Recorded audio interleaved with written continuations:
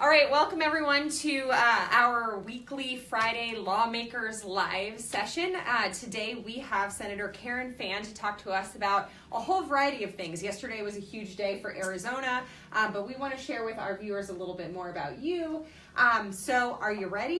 I'm ready. How are you doing today? I'm great, thank you. Good. Thank you so much for visiting the Chamber and talking to the Public Affairs Committee. We really enjoy hearing from you, as always. Thank you. So, Arizona Chamber loves working with you because you have real-world business experience. Tell me a little bit about your business and your experience and how you bring that to the legislature. Okay, well, I own a highway construction company. I've had it for 34 years. I started it with $500 out of my house, and we have now grown to the largest guardrail company in the state of Arizona. So I have a wonderful, amazing employees that work with me, and that's basically the secret to our success is great employees doing great things, doing great work where we have a wonderful reputation. And so as that ties into business experience, that's one of the things that's always great about being in a legislative body right now is because working with employment regulations and workers' comp and unemployment issues and just the everyday economics and regulations of running a business in Arizona, it's kind of nice to have that knowledge. So as we're trying to do good legislation down here, we can actually relate to some of that stuff. Yes, you have experience doing everything that you're working on at the legislature. So, question then, is it, do you do the guardrails on the side of freeways, or is that completely wrong? No, that's completely right. Oh, That's I'm exactly excited. what we do, yes. Okay. Yes, so if you go, we also do highway signs and delineate things, but But basically, we're known as a guardrail company. We work all over the state of Arizona. Okay. So, and our job is either, put in new guardrail. Used to do it all the time when we had new highways. We don't have any money for new highways anymore. So now it's pretty much just replacing and reconstructing and repairing and things like that. So. Well, I am very grateful for those guardrails because sometimes on my way to Flagstaff, I get a little terrorized by the twists and turns and the edges that are on the side. Exactly. So, or going up to Jerome or down Yardell Hill. Those come in handy. Yeah, absolutely. So, in addition to your service to the state, now as a legislator, you served at a local government level. Do you prefer one over the other, or is there a difference in your experience? What do you think of the two? How do they compare? They are apples and oranges. So okay. I was the vice mayor and served 4 years on the Prescott Council. Okay. And then I was the mayor of Chino Valley for 3 terms there. Wow. So I have 11 years of experience on the local level, and quite honestly, I had no intention of getting involved with politics when this started out. It just sort of happened. But on a local level, now I'll give a caveat on this because actually it has changed. It's been 9 years now since I served on a local, and I can tell you things have changed in 9 years. So let me give you a little context of when I was serving, and the way it really should be, in my opinion, is local governments should be non-political. Mm-hmm. We are there to handle things like public safety and fire and wastewater treatment and roads and zoning issues and safe neighborhoods and all those things that should be a part of local government, right? Local libraries, all those those are not partisan issues. Right. Those are community issues. And that's fundamentally the way councils have been for decades, mm-hmm. is handling that. So when we talk about that versus that, being on a state level now, that is all politics. I mean, and it's frustrating because I still look at good policy. I still look at what is good for the state of Arizona, what is good for our citizens. And sometimes we can't get everybody on the same page to think that way because they're too busy, worrying about the politics and the D's versus the R's and everybody in between and outside of that. It's like total crazy. The sad thing is when I said things have changed in 9 years, I have seen local politics get very, very partisan. Mm-hmm. I have seen city councils across the state, and it started a few years ago, that decided they want to start passing ordinances regarding gay marriage or regarding regulating energy in their city, or I mean, the list goes on and on and on. Municipalities that want to, pass their own minimum wage, right. or benefits. That's crazy. Think about this. We have 91 cities and towns and 15 counties. Right. I work all over the state of Arizona. What if all 91 plus 15 decided they want to have something different, to the slightest degree? 4 days of paid time off instead of 3, or whatever. How do I possibly run a business and payroll statewide dealing with 91 plus various different payrolls? I mean, the infrastructure that would be required to manage that would be its own separate business. Exactly. Entirely. Absolutely crazy. So you are seeing more and more legislation now that is being passed that is having to stop the municipalities for doing this kind of stuff. And rightly so. I support that legislation to the sense that we need to have our municipalities get back out of the politics and get back to the policy for their communities. And if there is something that we need to work together, for example, something that we're working on right now is the no texting bill, right? Oh, right. Mm-hmm. Last year, finally, after 7 years, we were able to get the no texting for teenage drivers bill that I had been working on for all these years. This year, there's a bill working its way through with no texting for everybody. Now, that should be a statewide issue, not a municipality. Yes. So this is where the municipalities should put their full force and weight behind supporting a bill that is uniform across the state, that is good for everybody. Right. No matter where you stand on that issue, you don't want it to change as you cross one street to another into a different town or city. Right. And we're trying to be, friendly to all of our visitors, not just our residents, but we're supposed to be, a tourist community. How would a tourist possibly know where Glendale ends and Peoria starts? It's not fair to them either. I completely agree with you there. So going back to your business for a second, although I have to say I really love your approach to legislation, or your policy first attitude. I think that's wonderful. But going back to your business experience in business, the Chamber in recent committee meetings here brought up your concerns on DavisBacon and prevailing wages, and its connection to the state minimum wage and the ability for us to recruit workers here to Arizona. So what does this all mean? Can you put the pieces into context? What's going on? Unpack it all, if you could. Okay. So DavisBacon is a federal wage scale. It's been set up for many, many decades on a federal level through the U.S. Department of Labor. Okay. So anytime there are federal funds that are used for highway work or building certain buildings, anything where there are federal funds involved, as a general rule, 99% of the time, we have to use what's called DavisBacon wage scale. Okay. And when the job is bid, we are given those wage scales in the bid based on that time and the latest one, and they're all categorized based on whether you're a roofer or a asphalt laydown machine raker or whatever your category is. Okay.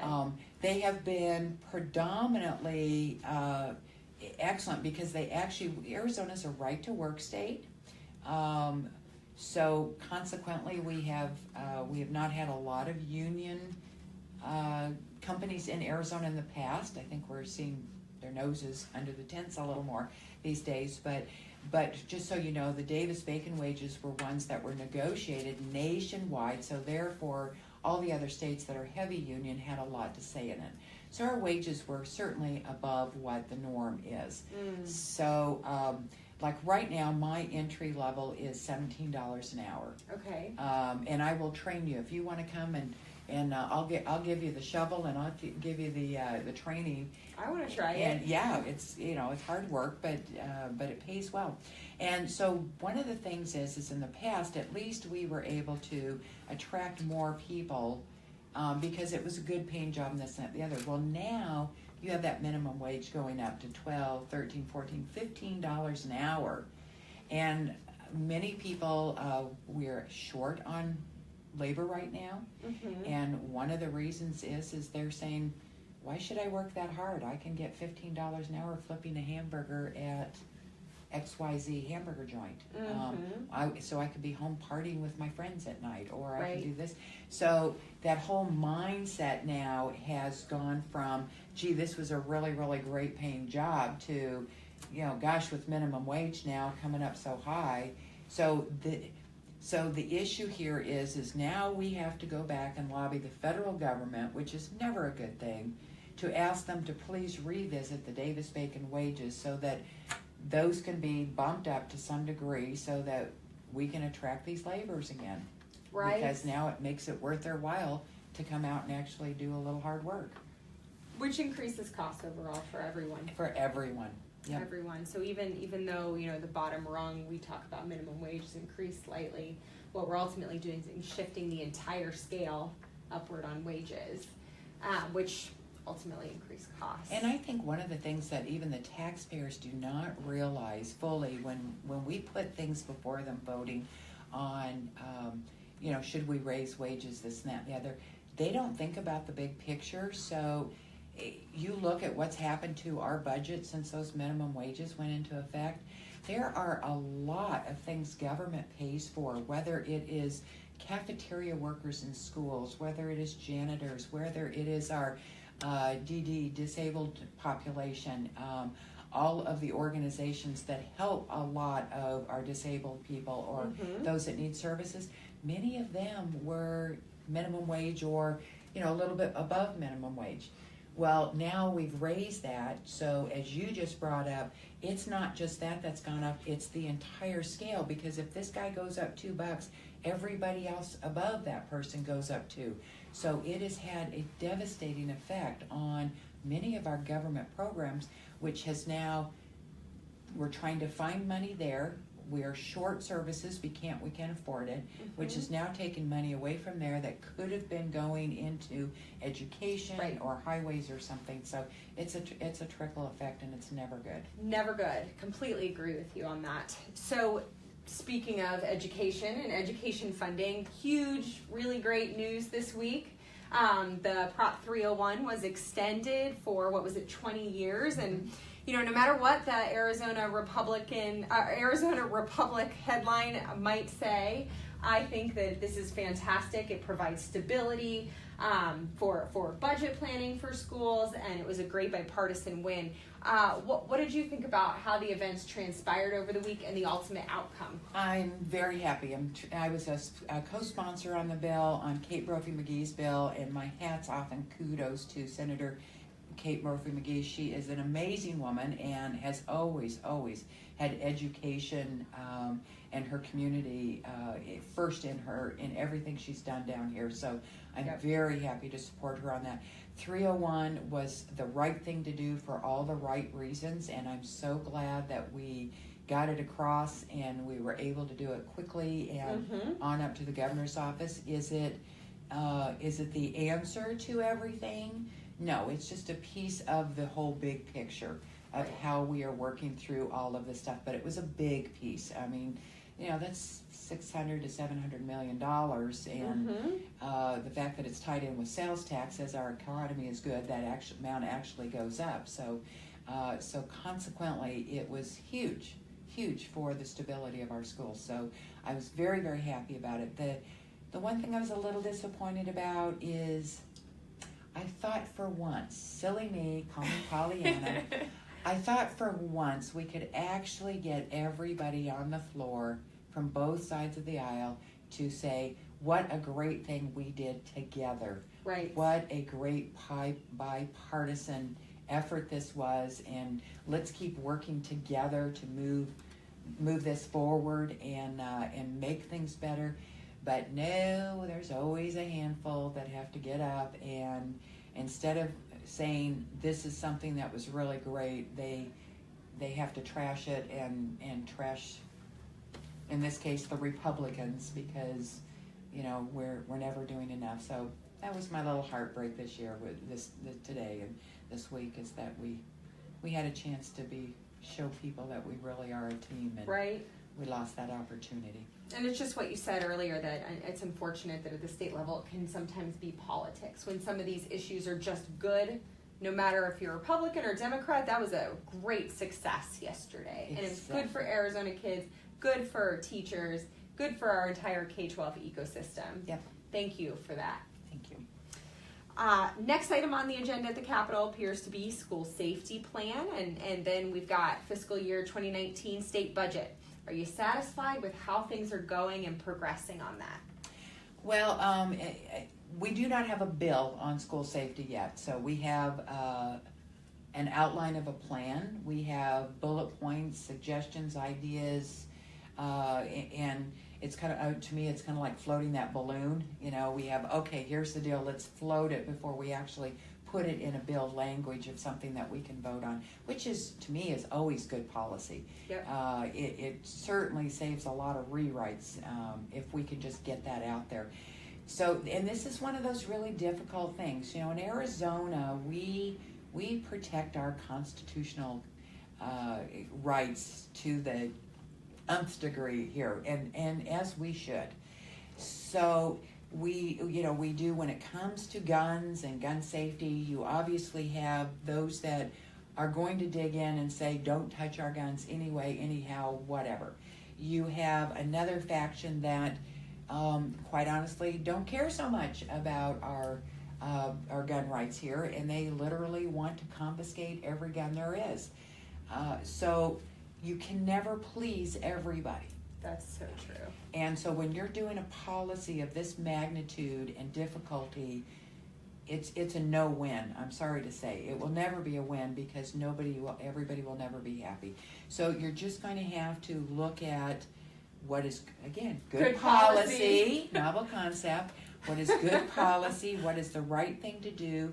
Do not overreact, but do not underreact. How do we keep our kids safe? How do we, not only for what are we doing now, but what are we going to do 5 years, 10 years from now? Right. How do we equip our schools these days, whether it's through, as we talk about, magnetometers or x-ray machines, to psychiatrists, psychologists, people who are able to identify problems early on before they escalate? And what are our policies and how we handle kids that seem to need that little extra attention? I think we need to be looking at that as well. And as we also talk about is, where do we see new schools going? How are those going to be built for future safety and things like that? So these are the bullet points. By in no means is this a perfect answer, and nor will it be a perfect answer no matter what we do, but it's a really, really good start. So let's get going with the good policy, and we will just keep moving forward with more good policy after that. Wonderful, wonderful. And again, I love the focus on good policy. That is the most important thing that you can do. So thank you so much, and thank you for taking the time to visit with us. And I hope you have a fantastic rest of this session, and I look forward to seeing more from you in the future. And again, thanks so much to our audience for watching our Lawmakers Live on Fridays.